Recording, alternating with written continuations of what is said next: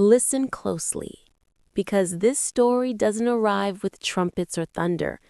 It comes the way winter fog does, quietly, curling around the edges of your thoughts. In the small town of Devley, tucked between a restless river and streets that always smelled faintly of roasted almonds, there lived a tailor named Sirwan. His shop sat at the end of a thin, crooked lane, squeezed between a sleepy herb store and a clockmaker whose clocks constantly quarreled with one another. Sirwan himself was a quiet presence, the sort of man who moved softly, as though he didn't want to disturb the day. But his hands worked like they carried old secrets. He stitched torn sleeves, patched fraying memories, and mended hems the way some people mend regrets, gently, one small thread at a time. What no one knew was this. Every night, after the street lamps sighed into silence, Sirwan unlocked a tiny wooden box that held a thread unlike any other. A silver thread, softly glowing, alive in the way kindness sometimes feels alive. He never used this thread on clothes, no.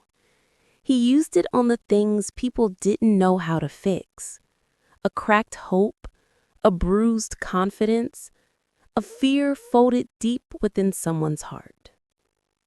Under the moon's milky gaze, Sirwan stitched the unseen. Just as Sirwan was about to close his door, it creaked open. A young girl stood there, thin, nervous, wrapped in a fading red shawl. Her eyes were tired in the way children's eyes should never be. "Sir," she whispered, "my shawl is torn, but that's not why I came." Sirwan nodded, sensing the quiet tremble beneath her voice. He invited her in, lit a warm lamp between them, and waited, without a single question. After a long moment, the girl spoke. "My mother is in the hospital," she said, her voice cracking in places she tried to hide. "Everyone wants me to be strong, but I'm not. I feel like something inside of me is coming apart." Sirwan opened his wooden box. The silver thread glimmered like a sunrise caught in a single line. He didn't touch the shawl. Instead, he reached toward something invisible, the fear trembling in her chest, and began stitching.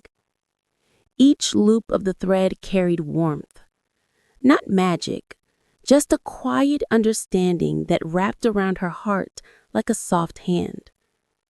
When he finished, she breathed more steadily. "It still hurts," she whispered. "It should," he said gently.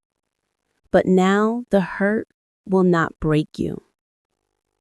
She left with her shawl unchanged, but she carried a steadier heartbeat beneath it. Not suddenly, not dramatically, but like morning light creeping over rooftops. People were softer. The herb merchant, who had always been impatient, found himself listening more.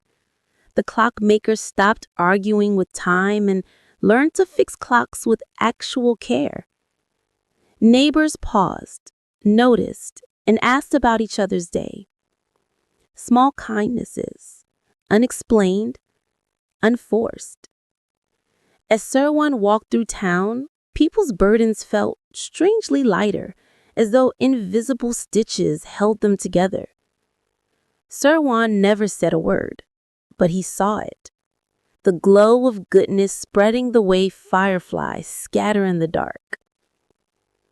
One evening, when the moon was as round as an old coin, Sirwan opened his wooden box as usual.